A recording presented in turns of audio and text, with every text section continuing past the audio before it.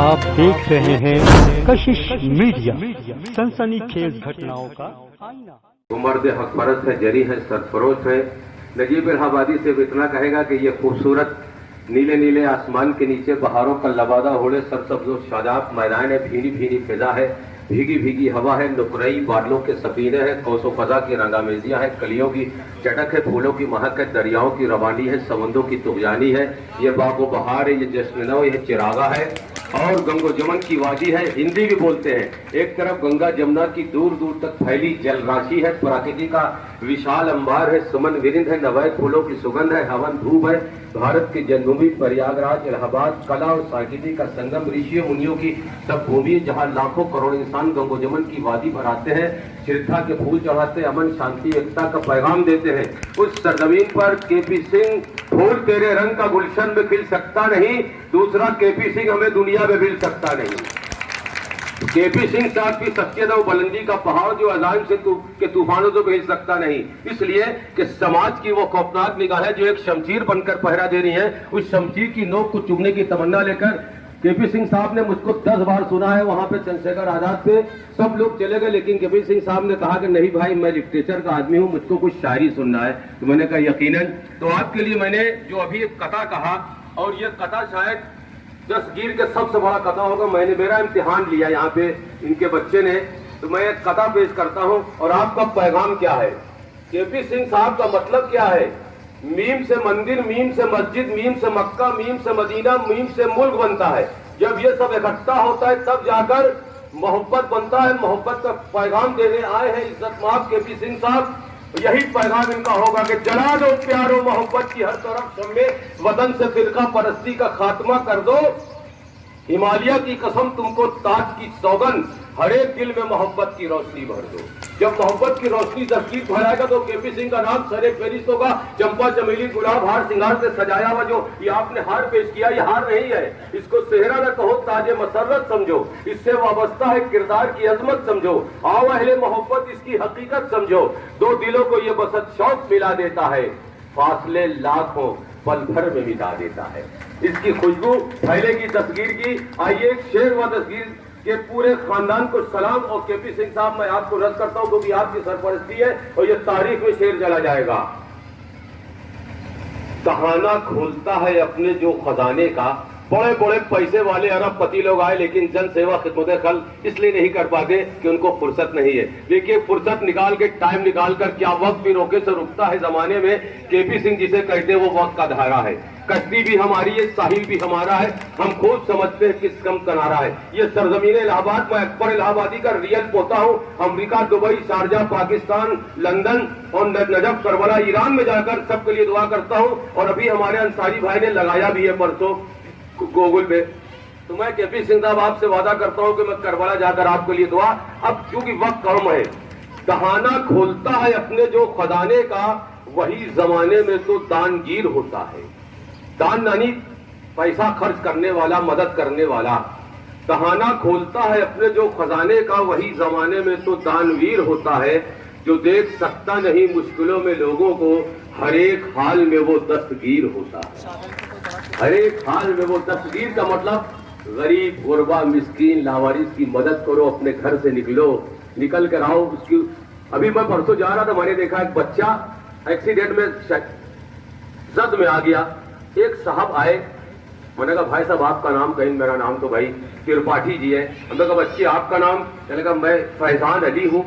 बस उन्होंने गोद में उठाया, बच्चे को लेकर भागे। तो वहां पे उन्होंने किसी का धर्म तो नहीं पूछा। तब नजीब इलाहाबादी ने एक शेर कहा, किसी गरीब को जब कोई खून देता है, उन्होंने खून भी दिया, इज्जत माफ। किसी गरीब को जब कोई खून देता है, दिलो दिमाग को अपने सुकून देता है। जब अब उनको सुकून हुआ, फिर नजीब इलाहाबादी ने आपके लिए शेर कहा। रात में किताब पढ़ते हैं, गीता, कुरान पढ़ते हैं, तो मैंने कहा खुद को पढ़ता हूँ, छोड़ देता हूँ। केपी सिंह साहब का मकसद, खुद को पढ़ता हूँ, छोड़ देता हूँ, एक वरक रोज मोड़ देता हूँ। खुद को पढ़ता हूँ, छोड़ देता हूँ, एक वरक रोज मोड़ देता हूँ। कासे दिल में खून सूरज का, कतरा कतरा निचोड़ देता हूँ। क्यों नहीं चलते? इनका धर्म है इंसानियत, अमन, शांति, एकता, प्यार, चाहत, आदमियत तेरा नाम है, दर्श मैं इंसानियत को दूं, ये मेरा काम है। अब नजीब इलाहाबादी दस्तगीर को सामने रखकर पूरी कायनात को इनका पैगाम केपी सिंह भाई सलामत रहे। क्यों मंदिरों मस्जिद के लिए लौटे हो यारो, तुम अम्न के बंदे हो, ये क्या करते हो यारो? बतलाओ तो कुछ धर्म का दम भरते हो यारो, जागीर तुम्हारी नहीं जो मरते हो यारो। घर दोनों ही है दोस्तों, भगवान के घर है या रहमान के घर है, हिंदू के घर है न मुसलमान के घर है। मंदिर में है मौजूद न मस्जिद में खुदा है, जिस दिल में मोहब्बत है उस दिल में खुदा है। मोहब्बत का पैगाम आज की सुबह आखिरी कथा होगा और उसके बाद चूंकि वक्त का होना, इज्जत माफ आपके इल्म को, आपकी अजमत को सलाम, कामयाबी का हर अंदाज सिखा देता है। इल्म इंसान को मुमताज बना देता है। इल्म मेरादी आदमियत है, इल्म हर दौर की जरूरत है, इल्म से आदमी की इज्जत है, इल्म सबसे अजीम नेमत है। इल्म असीर सितम नहीं होता, बांटने से भी कम नहीं होता। और ये पूरा परिवार दस्तगीर, खासतौर से हाई कोर्ट के हमारे जो भाई बैठे हैं, इन्होंने कहा यकीनन आपका भी मकसद यही होगा, सबका मकसद यही है कि हम खिदमत खल करें, खिदमत जन सेवा करें। तो अब एक शेर पेश करते, अगर अपनी मादरे वतन से प्यार है, माँ जो होती है बच्चों को पालती है, खुद नहीं खाती है।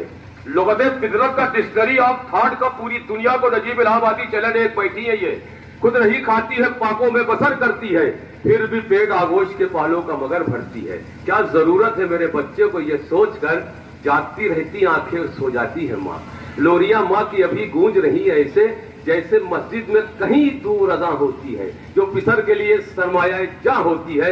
ऐसी ममता भी जमाने में कहाँ होती है। मुनव्वर आला ने कह दिया था कि जब भी कश्ती मेरी गिरदाब में आ जाती है, माँ दुआ करती हुई ख्वाब में आ जाती है। लेकिन हमारी माँ मादरे वतन है, वतन की खाक के जर्रों से प्यार करते हैं, वतन को सलाम करते हैं और इज्जत मात की चरणों में ये सीधा सुमन अर्पित कर देगा। नजीब इलाहाबादी जो मैंने डाउनिंग स्ट्रीट लंदन में पढ़ा था, ये फिक्र के परिंदे हैं, तयूरे फिक्र जो ऊंची उड़ान रखते हैं।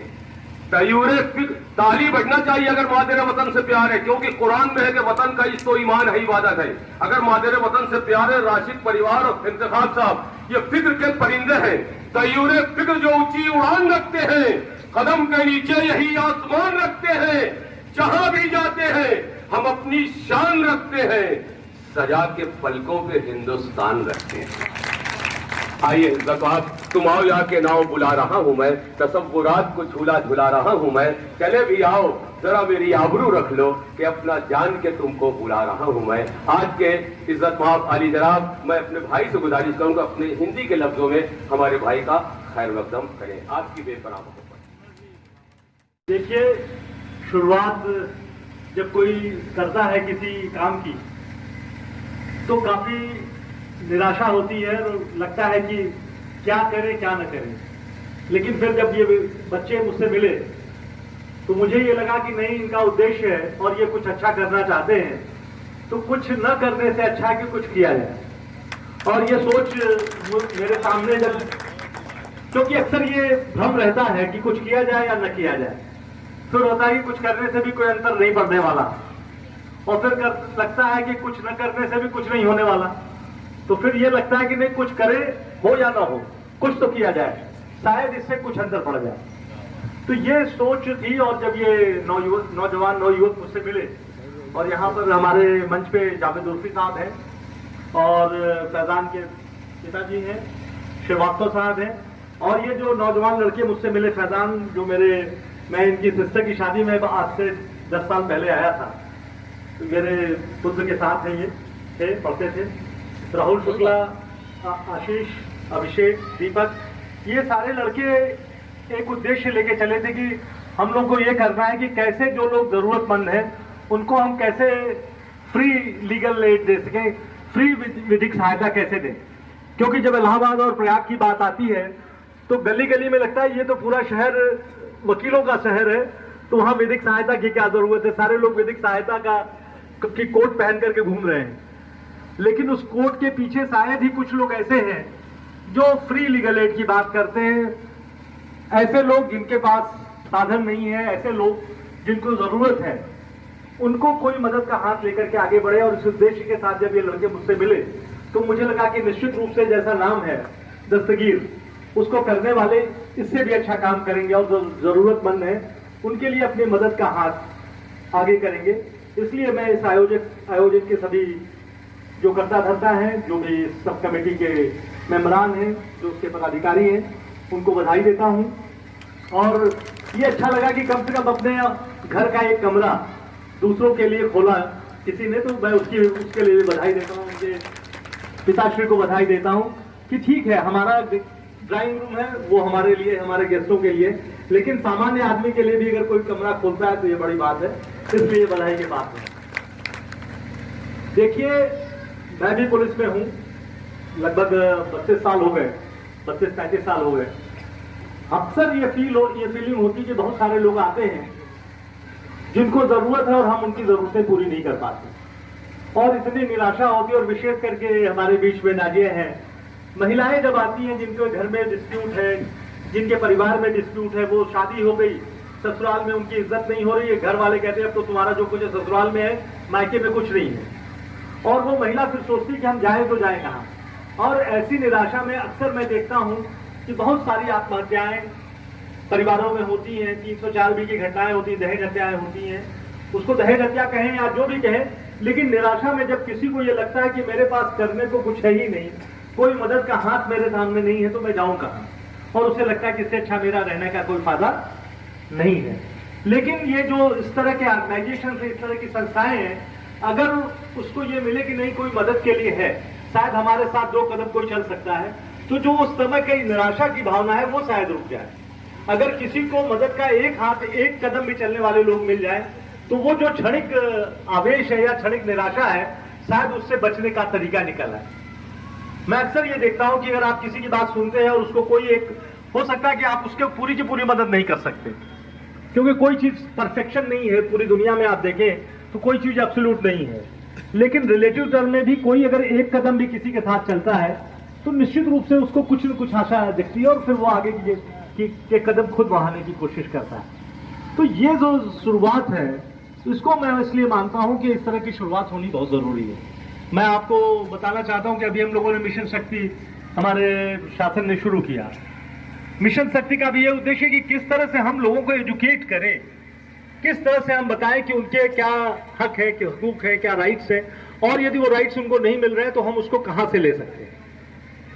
बात यह है कि सबसे बड़ी बात तो ये होनी चाहिए, सबको ये मालूम होना चाहिए कि ये देश और ये जो राज्य है उसका ये दायित्व है, और वो अपने को क्लेम भी करता है कि यह वेलफेयर स्टेट है, कि वो सबकी मदद करेगा और किसी को ऐसा नहीं छोड़ेगा जिसकी मदद ना हो। ये एक बेसिक प्रीमाइस है, एक बेसिक कंसेप्ट है जिसको लेकर के स्टेट चलता है कि अगर कोई जरूरतमंद है, उसको खाना नहीं है, उसको दवा नहीं है, उसको इलाज नहीं है, उसके लिए शिक्षा नहीं है, उसके लिए पास विधिक सहायता नहीं है, तो उसको राज्य इस तरह की सहायताएं देगा। लेकिन सवाल ये उठता है कि ये सारी चीजें मिलेंगी कैसे, और इसके लिए जरूरी है कि जो पढ़े लिखे लोग हैं, जो ऐसे लोग हैं जो इन बातों को समझ सकते हैं, वो इन चीजों को ऐसे लोगों तक पहुंचाए जिनको इसकी जरूरत है। क्योंकि ठीक है, ऐसे एक किस्सा बताता हूं कि एक आदमी मेरे पास आया, उसकी माँ का कूल्हा टूट गया था, और उसके पास वो जब ले गया मेडिकल कॉलेज में, डिस्ट्रिक्ट हॉस्पिटल में, वहां ये हुआ कि उसके जोड़ने के लिए यहाँ पे एनेस्थीसिया वाले नहीं हैं। ये एक जिले की बात मैं बता रहा हूँ। तो यहाँ पर ऑपरेशन नहीं हो सकता, प्राइवेट में ले जाइए 50,000 रुपए लगेगा। तो ये हुआ कि उसके पास 50,000 40,000 रुपए नहीं है, आखिर कैसे होगा। फिर मैंने वहां के डिस्ट्रिक्ट मजिस्ट्रेट से बात की, सीएमओ से बात की, तो उन्होंने कहा कि सर यहाँ तो सोनभद्र की मैं बात कर रहा हूँ कि यहाँ हॉस्पिटल में तो एनेस्थीसिया वाला है ही नहीं, और ये इनकी हार्ट का प्रॉब्लम है, अगर हम ऑपरेशन करते हैं और कहीं कोई अगर हम बेहोश करते हैं और कैसा ऐसा ना हो कि बेहोशी से वापस ही ना आ पाए, तो इन्हें तो रेफर करना पड़ेगा बनारस में कबीर चौरा में डिस्ट्रिक्ट हॉस्पिटल में।